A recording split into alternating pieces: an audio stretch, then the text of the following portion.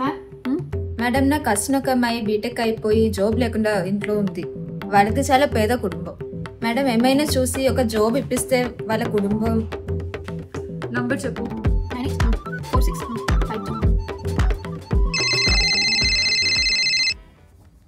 Hello hello, దివిజానా? అవును దివిజానే. మేము ఏబీసీ కంపెనీ నుంచి కాల్ చేస్తున్నాం. మీరు ఇక్కడ ఒక జాబ్ కి సెలెక్ట్ అయ్యారు. మీకు ఓకేనా? ఓకే మేడం, వర్కింగ్ టైమ్స్ చెప్తారా?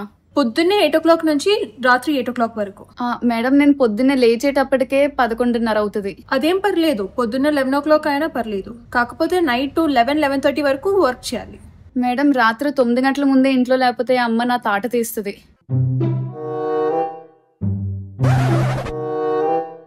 మేడం వారంలో 7 రోజులు పని చేయాలా? లేదు, వారంలో 6 days వర్క్ ఉంటుంది. సండే లీవా మేడం? లేదు, సండే ఖచ్చితంగా వర్క్ చేయాలి. వేరే ఏ రోజైనా మీరు లీవ్ తీసుకోవచ్చు. అయ్యో మేడం, సండే రావడానికి కుదరదు. అదేంటి?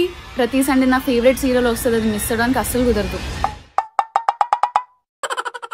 సరే, రేపు face to face interview attend చేయాలి. ఇంటర్వ్యూ ఎక్కడ మేడం? 4 mall లో 2nd floor లో. కాదు మేడం, ఇంటర్వ్యూ 1 గంటలో అయిపోతుందా? ఏమైంది? అంటే అక్కడ పార్కింగ్ లో 1 గంట సేపు స్కూటీ పార్క్ చేస్తే నేను 30 రూపాయలు తీసుకుంటాడు. ఇంకా ఎక్కువ అయితే ఇంకా ఎక్కువ డబ్బులు తీసుకుంటారు. కాదు మేడం, అక్కడ లంచ్ బ్రేక్ లో 1 గంట సేపు పడుకునే అవకాశం ఉంటుందా? మధ్యాహ్నం 1 గంట సేపు అయినా పడుకోపోతే నాకు తలనొప్పి వస్తుంది. ఒక పని చేయి దివిజా, నువ్వు జాబ్ కి రావాల్సిన అవసరం లేదు, ఇంట్లోనే కూర్చో.